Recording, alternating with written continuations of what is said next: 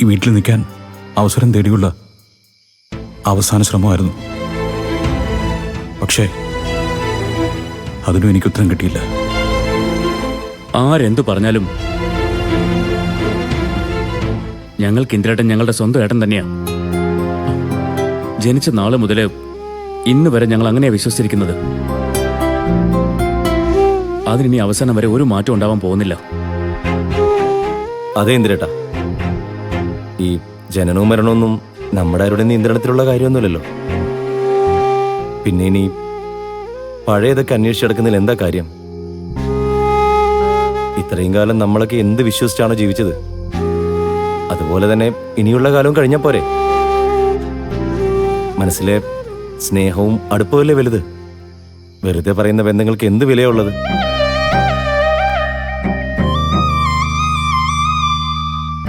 എന്നെ സമാധാനിപ്പിക്കാൻ വേണ്ടിയാ ശ്യാം ഇങ്ങനെയൊക്കെ പറയുന്നത്. രക്തബന്ധത്തെക്കാൾ വലിയ ബന്ധങ്ങളുണ്ടെങ്കിലും ഒരു കുടുംബം എന്ന നിലയിൽ ഒന്നിച്ച് കഴിഞ്ഞവർ തമ്മിൽ രക്തബന്ധം ഉണ്ടാവും ശ്യാം. അതിൽ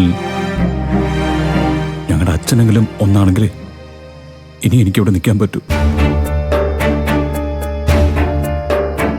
ഒരു ബന്ധവും പറയാൻ അവകാശമില്ലാതെ നിങ്ങളുടെ എല്ലാവരുടെ അവതാരത്തിൽ ഇനി എനിക്കിവിടെ നിൽക്കാൻ പറ്റില്ല.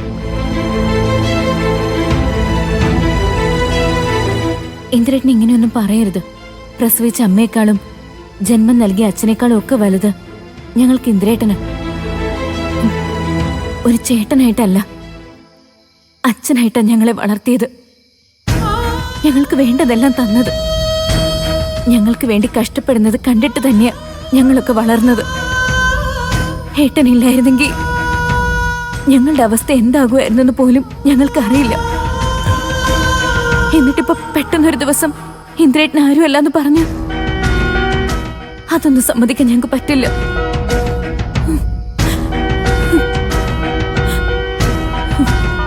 അമ്മ പറയുന്നതൊക്കെ സത്യമാണെങ്കിലും അതൊന്നും ഞങ്ങളെ ബാധിക്കുന്ന കാര്യമല്ല. ഇന്ദ്രേട്ടനോടുള്ള ഞങ്ങളുടെ സ്നേഹവും ഒരു തരത്തിലും കുറയാനും പോകുന്നില്ല. ആരെന്ത് വേണമെങ്കിലും പറഞ്ഞോട്ടെ, അതെല്ലാം സത്യമോ നുണയോ ആയിക്കോട്ടെ.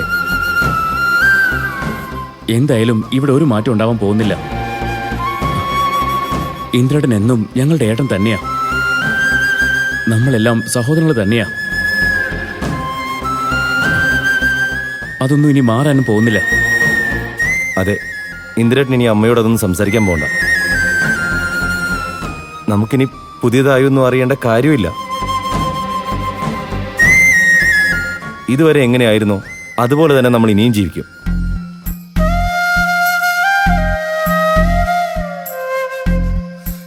നിങ്ങളുടെ എല്ലാം സ്നേഹം എനിക്ക് മനസ്സിലാവും. പക്ഷേ എന്തൊക്കെ പറഞ്ഞാലും എൻ്റെ മനസ്സിനെ എനിക്ക് ചിലതൊക്കെ ബോധ്യപ്പെടുത്തേണ്ടതുണ്ട്.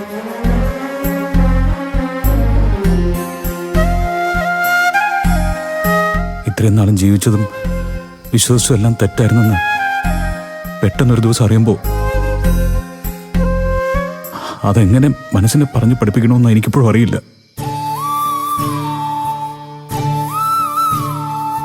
ഞാൻ അമ്മയുടെ മകനല്ല എന്ന് പറഞ്ഞപ്പോൾ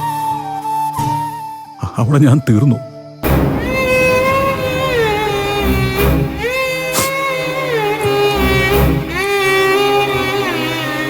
ഇനി എനിക്ക് നിലനിൽക്കാൻ എൻ്റേതെന്ന് പറയാൻ എന്തെങ്കിലും ഉണ്ടോയെന്ന് അറിയണം. അതുവരെ എൻ്റെ മനസ്സിന് ഒരു സമാധാനം കിട്ടാൻ പോകുന്നില്ല. എൻ്റെ അമ്മ ആരെന്നറിയില്ല. നമ്മുടെ എല്ലാവരുടെയും അച്ഛനും ഒന്നാണെന്ന് പോലും ഉറപ്പില്ല. അതൊന്നും അറിയാത്ത എന്തൊരു ജന്മമായിപ്പോ എൻ്റെത്.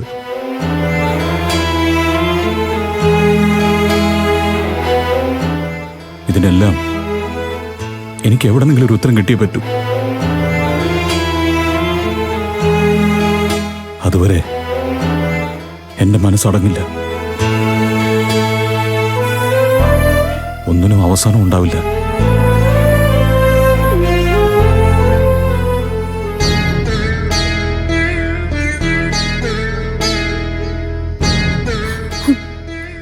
പാവം ഇന്ദ്രേട്ടൻ.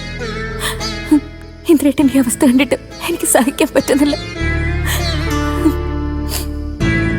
എല്ലാത്തിനും കാരണക്കാരി അമ്മ ഒരൊറ്റ ഒരാളാ. അമ്മ വിചാരിച്ച ഈ പ്രശ്നമൊക്കെ അവസാനിപ്പിക്കാവുന്നതേ ഉള്ളൂ.